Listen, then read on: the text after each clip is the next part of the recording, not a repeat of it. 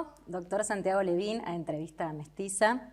Santiago Levín, médico psiquiatra, docente de nuestra universidad y presidente electo de la Asociación de Psiquiatras Latinoamericanos. De América Latina, exacto. La APAL, fundada en 1962 en Cuba, que nuclea las asociaciones nacionales de casi todos los países de la región de Latinoamérica. 18 o 20 asociaciones. Faltan algunos países que por distintos motivos quedan afuera, por ejemplo Haití, que sería buenísimo incorporar, pero globalmente reúne las asociaciones, es decir, la representación de los psiquiatras y las psiquiatras de toda América Latina.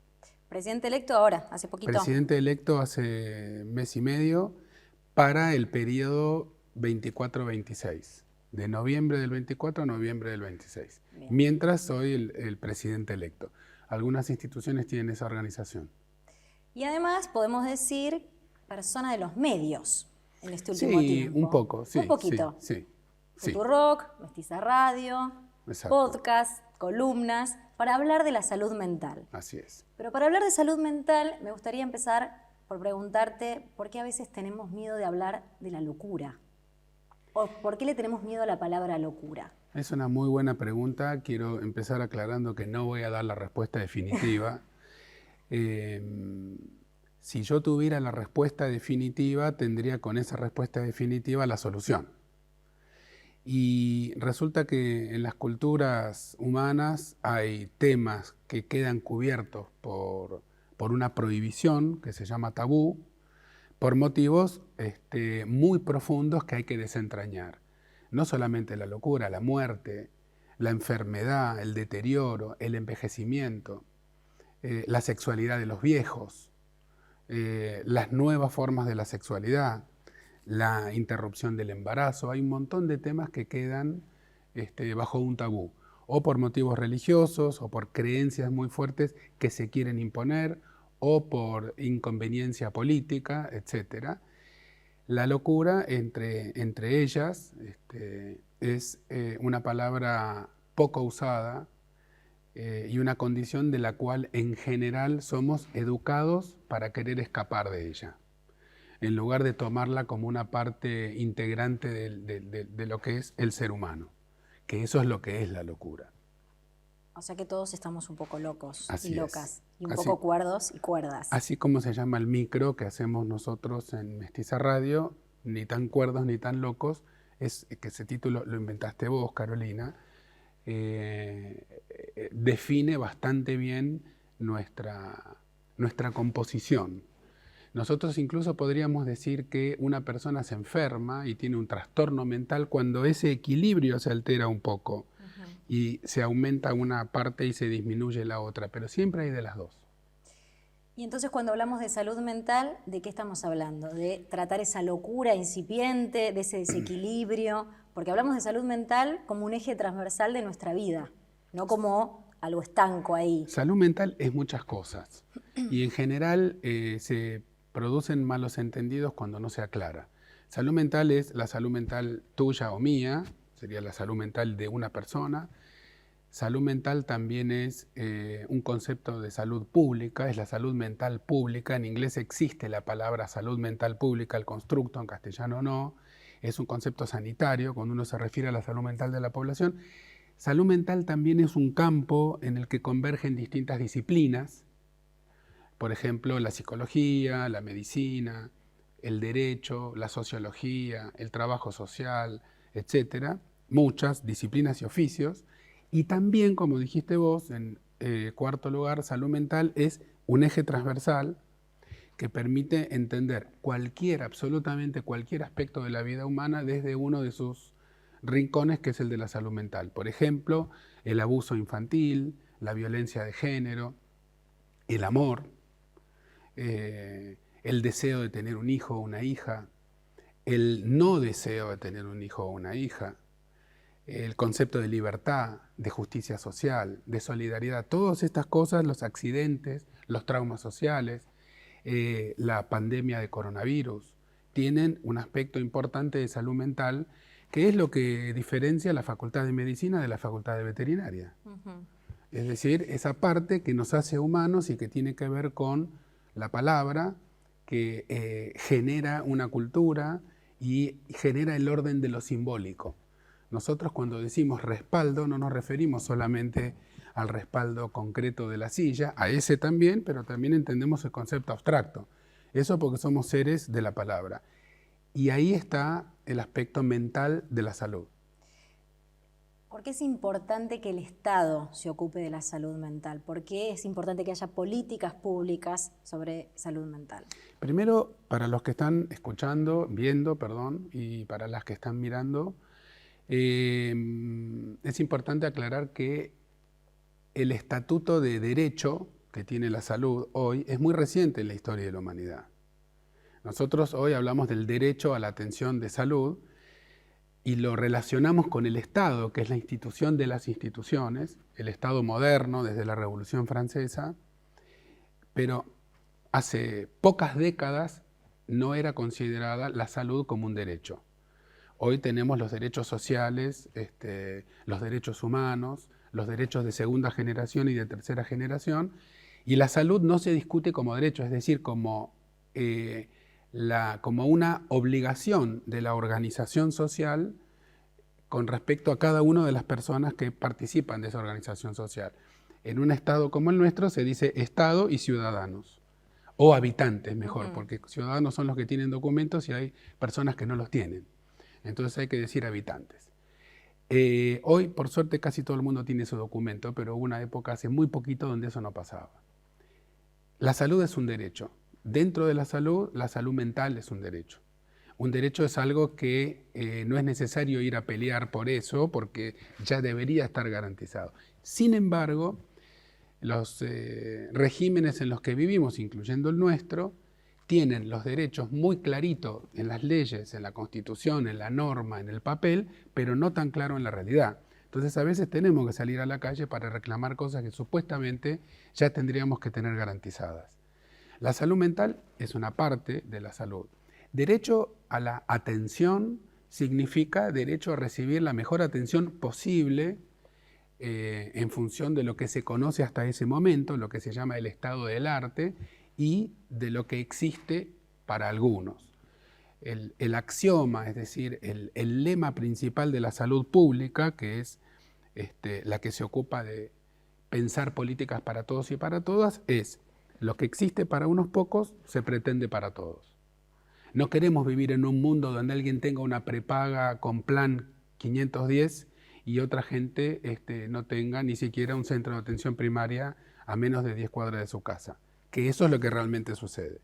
Entonces, el derecho a la salud y a la buena atención en salud mental en nuestro país es un derecho que está previsto en la Constitución y en las leyes, pero que tiene que ser perfeccionado.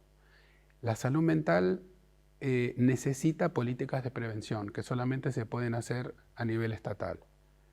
Y las políticas públicas incluyen el sector privado. Esto es otra cosa que generalmente nos confundimos. Políticas públicas no quiere decir solamente el sector público. En nuestro país hay 3 subsectores de salud: el privado, el semiprivado, que son las obras sociales, y el público. Pero las políticas públicas involucran a los 3 subsectores. Como por ejemplo vimos en la pandemia la política de vacunación, que se manejó desde el Ministerio de Salud de la Nación. Santiago, y en ese sentido, ¿podemos medir la salud mental de una sociedad? Sí, podemos medirlo, no lo hacemos en nuestros países, no tenemos suficiente presupuesto para dedicarle a eso. Eso en lenguaje técnico se llama epidemiología, es decir, epidemia, bueno, la palabra no importa, me sale el docente. Demos es pueblo en griego y epi es lo que sucede por encima, de ahí viene la palabra epidemia, lo que sucede en más, pero por extensión epidemiología es el estudio de en qué proporción una determinada enfermedad existe en una población. Y no solo enfermedad, sino de nociones de salud. La salud es un concepto cultural, no es lo mismo para un grupo que para otro grupo el concepto de salud. Los testigos de Jehová no permiten que se les transfunda sangre, por ejemplo. Y está previsto que si es mayor de edad se puede negar a recibir una transfusión.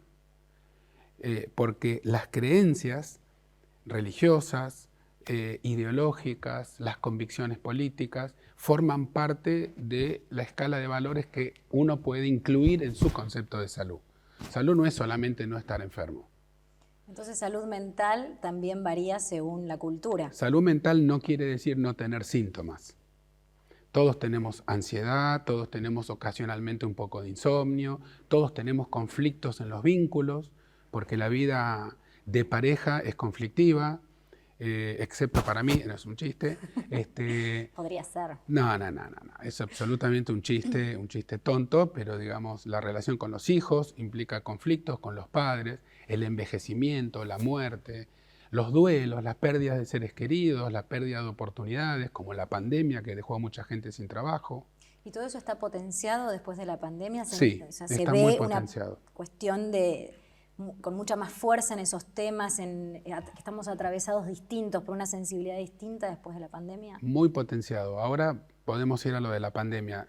Quiero solamente terminar la idea anterior, que es que la salud siempre es un concepto dinámico, que tiene un piso y un techo que cambia de persona a persona. Solamente cuando entramos en el terreno de la patología, podemos tener un cierto acuerdo de a partir de qué límite esto comienza a ser un problema que merece una atención específica. Pero fuera de la atención específica y especializada, todos tenemos síntomas. Y todos pasamos días buenos y malos. Salud mental no significa estar contento todo el tiempo. Al contrario, salud mental significa también poder reaccionar pertinentemente frente a la injusticia social. Si una persona en una situación de injusticia, de tortura, de violencia de género, etcétera, se mantiene alegre y más o menos imperturbable, esa persona no está muy bien de la cabeza. Si en la casa de al lado un señor mató a una señora y cometió un femicidio y yo estoy tomando mate y escuchando tango por la radio, algo no está bien conmigo. Yo en ese momento debería estar muy preocupado y muy angustiado. La angustia, el no saber qué hacer, la desorientación, forman parte también de los procesos de salud. Y las crisis que en la vida tenemos, las crisis que suceden de manera periódica y las crisis inesperadas. La crisis de la adolescencia la vas a tener, bueno, nosotros ya la tuvimos. La crisis de la jubilación todavía no la tuvimos, pero hay otras crisis sociales inesperadas, como por ejemplo la de la epidemia de coronavirus. Por eso, estar bien de la salud mental no significa estar contento y no tener problemas. En nuestra cultura nosotros solemos decir, ¿qué tal? ¿Cómo estás? Bien, bárbaro, todo bien. Daría para un análisis eso también. ¿Por qué los argentinos y las argentinas tenemos que tranquilizar a Leotre y decirle, todo bárbaro, y vos, re bien? Es como la supremacía del optimismo, ¿no? Es que nunca es así.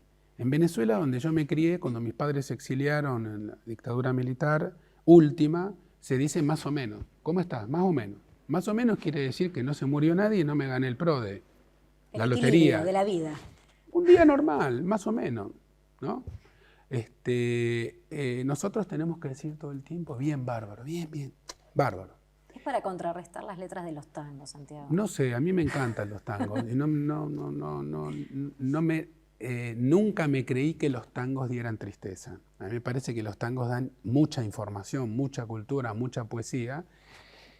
Y hay tangos escritos ahora también, con nuestras palabras que usamos ahora. Podemos hacer un micro sobre los tangos. Me encantaría. El análisis de la letra de los tangos, porque me vamos encantaría. a tener temas... Ya está hecho eso, podemos citar gente que lo hizo. Pero lo hacemos distinto. Lo hacemos distinto. Está todo hecho en realidad, lo que hacemos es hacerlo un poquito distinto. No está todo hecho. Por ejemplo, lo que no está todo hecho y que todos y todas tenemos esa deuda tremenda es la gran justicia social. Eso no está hecho. En nuestro país hay 50% de gente que vive en la pobreza y eso es inaceptable. Y no debería pasar un día en el que los que tenemos la heladera llena no sintamos un poco de vergüenza por vivir en una civilización que ha fallado tanto. Y me refiero a toda la civilización humana, no solamente a un país en particular o a un tipo de gobierno en particular.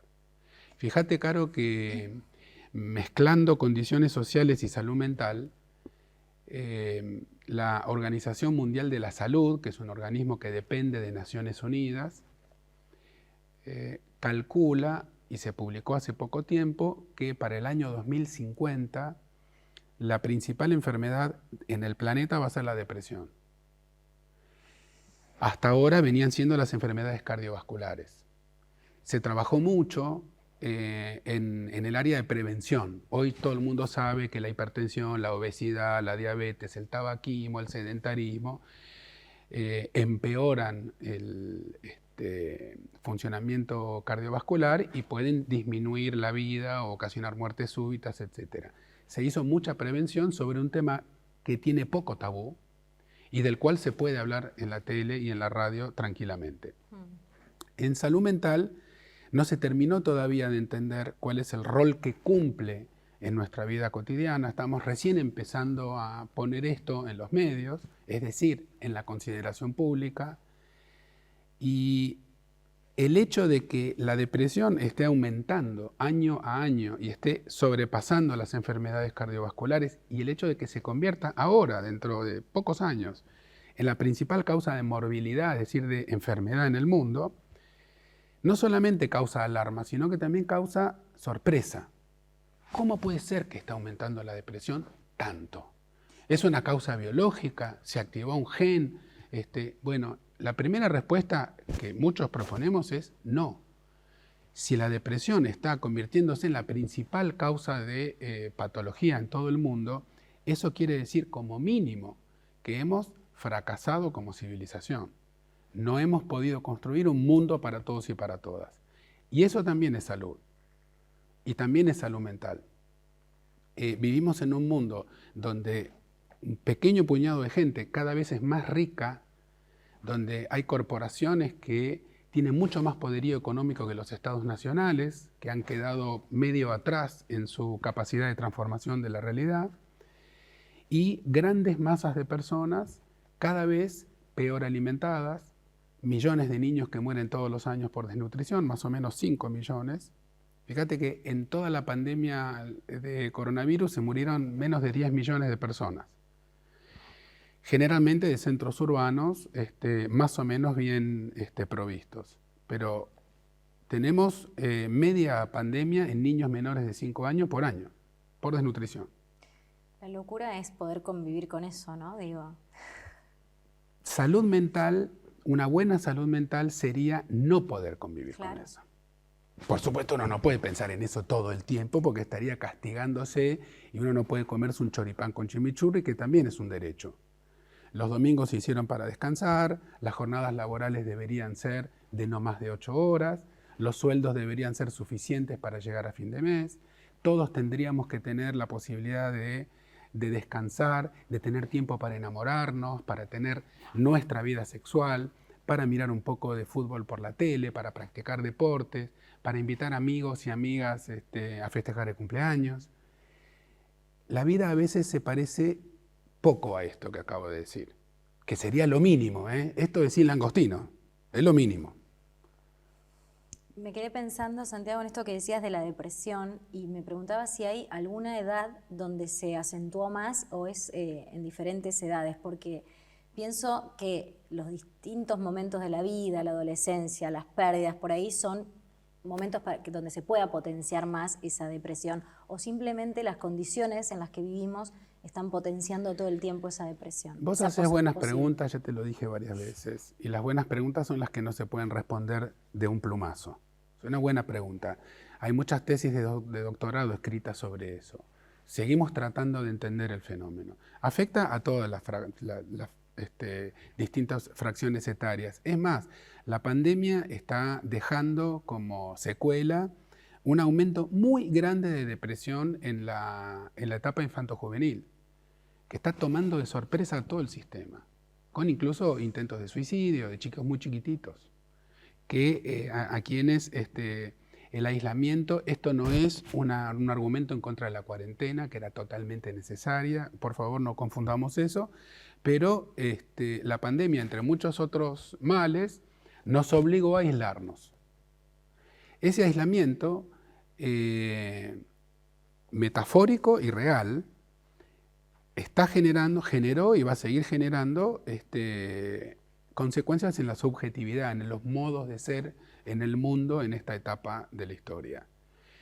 No es lo mismo haber tenido 3 o 4 años al inicio de la pandemia que tener 80 o 90 y una vida vivida y un concepto de lo que es la catástrofe y de lo que fueron las guerras mundiales, etcétera, de lo que fue la guerra de Malvinas, de lo que fue la dictadura. Un nene o una nena de 3 o 4 años necesita ir saliendo de a poquito a la exogamia, socializar, aprender con compañeritos y compañeritas en el jardín de infantes, que es uno de los lugares más importantes de todo el sistema educativo. Cuando eso no está y esos nenitos quedan dentro de la casa, la salida 3 años más tarde, 2 años más tarde, puede producir cimbronazos traumáticos. Y lo hemos visto. Yo creo que lo he contado en la radio, que vi una nenita de 7 años mirando una señora que se sacaba el barbijo para que le tomen una foto en la plaza con el celular. La nena venía acompañada con otras 2 nenas y cuando vio la escena se tapó la boca y dijo, uy, se le vio todo. Como si se hubiera sacado el corpiño. Se sacó el barbijo. Una cosa que queda oculta, la mitad de la cara oculta para nenes chiquititos de manera sistemática, está generando probablemente una información no deseada, que es aquello que está tapado está cubierto por algún grado de prohibición. Entonces, eso es solamente un pequeño ejemplito de cómo esta pandemia, que además fue la primera pandemia de la era digital, donde se transmitió 24/7 todo el tiempo, con las redes sociales, con todas las aplicaciones incendiadas, bombardeados todos y todas de información redundante, muchas veces mentirosa, la infodemia, las campañas de desinformación, las campañas antivacunas, las fake news y directamente también el pescado podrido, generado desde sitios muy específicos para favorecer determinados posicionamientos políticos, también hicieron mucho daño a la salud mental de la población. Nosotros insistimos mucho durante la pandemia, desde la Asociación de Psiquiatras y un poco desde los espacios de comunicación, en el aspecto comunicativo que tiene la salud en general y en ese caso, como era una urgencia, la pandemia. Cómo decir y cómo no decir las cosas, el uso de las metáforas. Claro. Por ejemplo, recomendamos mucho no decir aislamiento social. Claro, esa expresión se usó en todo el mundo, no la íbamos a cambiar nosotros acá, se la dijimos al presidente incluso. Digamos aislamiento sanitario, porque lo que nosotros queremos no es aislar a las personas, sino al virus. Y cambia todo. Cambia todo. Cambia todo el sentido. Cambia totalmente el sentido, produce menos ansiedad, menos angustia, menos sensación de persecución. Cuidado, alejate, no te acerques. ¿Tenés síntomas? ¿Tosiste? Ni me mires. ¿No? ¿Por dónde entraba el virus? No, me tapo todo, me pongo una escafandra. Me tiro abajo de la cama y me quedo 2 meses. Compro 5 kilos de arroz y que me vengan a tirar la puerta abajo. En cambio, una comunicación eligiendo las palabras de manera más cuidadosa podría haber promovido un poco más de solidaridad. Por ejemplo, para la señora mayor que no podía salir a la calle antes de las vacunas, que tiene problemas de movilidad, que vive sola, tocarle el timbre y decirle, vecina, ¿qué le traigo del supermercado? Eso se hizo, pero en una medida no muy grande y muy poco estimulado desde la comunicación, que también es una de las herramientas básicas de la salud, de la prevención en salud. Santiago, y después de la pandemia, ¿cuáles son los temas por ahí que más nos atraviesan? Digo, en un consultorio, en una reunión por ahí donde ustedes entre colegas pueden charlar sobre los temas que afloran, digamos, con más fuerza. Mira, Caro, primero mi obligación como médico matrícula nacional es decir que la pandemia no se terminó. Y probablemente no se termine en sentido estricto. Para que se termine, la Organización Mundial de la Salud tiene que decretar que se terminó. Este virus va a seguir circulando, seguramente de manera estacional, seguramente se va a asociar para grupos de riesgo la vacuna junto con la vacuna antigripal o algo así, cuatrivalente, pentavalente. Vamos a tener que estar atentos a este virus todo el resto de nuestras vidas. Y las personas más vulnerables van a ser los que tienen trastornos orgánicos predisponentes como respiratorios, cardiovasculares, etcétera, las personas de edad muy avanzada y los no vacunados. Esto va a quedar, ¿sí? Nosotros podemos decir la pandemia pasó, podemos, pero no estaríamos siendo técnicamente correctos. Ya pasó casi todo, digamos, no tenemos las terapias intensivas ocupadas por pacientes con COVID, podemos ir deambular por las calles, prácticamente no se usa el barbijo, aunque ahora hay una pequeña ola de rebrote, y estamos todos y todas vacunados. Y tenemos más vacunas y nos tenemos que poner más vacunas y todo bien, pero la pandemia sigue. De todas maneras podemos decir que pasado el pico y estando ahora en este nuevo valle, vemos lo que la pandemia dejó. Y dejó un montón de problemas. ¿Qué tenemos que hacer? Igual es muy categórico lo que te digo. ¿Qué tenemos que hacer, doctor Santiago Levín, con todo el peso de esa pregunta, para tener en nuestra vida, en nuestra cotidianeidad, mejor salud mental y no escaparnos de la locura, sino convivir con ella? Bueno, primero,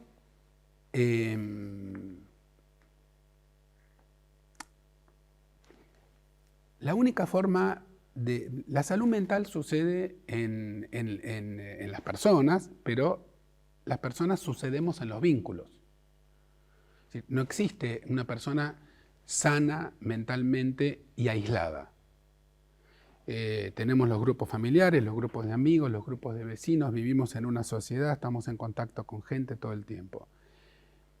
Para poder estar mejor, desde el punto de vista de la salud mental, es fundamental volver a discutir cuál es el lugar que le damos a la diferencia. En el lenguaje filosófico se dice a la alteridad, al otro. Así como Cristina Fernández de Kirchner dijo, la patria es el otro.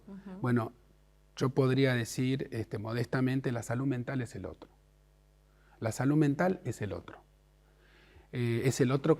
Yo existo porque existe el otro y yo tengo una identidad y un nombre porque existe alguien que me dio un nombre. Y ese vínculo, ese entrelazamiento que no se puede desanudar y que se desanuda en algunas locuras muy marcadas, en algunos trastornos muy graves, nunca del todo, nos indicaría que si nosotros queremos vivir mejor, tenemos que volver a pensar qué lugar le queremos dar a la diferencia. ¿Tenemos que ser todos iguales? ¿Tenemos que compartir todos exactamente los mismos valores? ¿Cuándo fue la última vez que invitaste a un conocido que tiene una esquizofrenia a comer ravioles en tu casa? ¿Vamos a visitar a la persona que está deprimida, que no quiere salir de casa? ¿O le escapamos un poco y le decimos, dale, ponele voluntad, parate de la cama, justo lo que no hay que hacer? Incluimos, armamos montones con gente que no necesariamente está vibrando en la misma frecuencia que uno. Contribuimos a marginar a los que están un poco peor o los que piensan distinto. Esto tiene que ver con el bullying en los colegios, en los chicos y chicas, tiene que ver con la hegemonía de los cuerpos, con los conceptos de belleza, con los conceptos de adaptabilidad social. Esto no lo inventa solamente la educación y los medios de comunicación. Si a vos te hacen una entrevista de trabajo y vos te apartás de los cánones estrictos, por ejemplo, si sos una persona trans y lo decís, probablemente no te tomen en ese trabajo. Si vos decís, yo tengo un leve retraso mental, este trabajo lo puedo hacer muy bien y me gusta, pero mi coeficiente me dio un poquitito más bajo y entonces repetí un poco algunas cosas y tardé un poco antes de que termine el colegio secundario. Después no voy a ir a la universidad, quiero trabajar acá.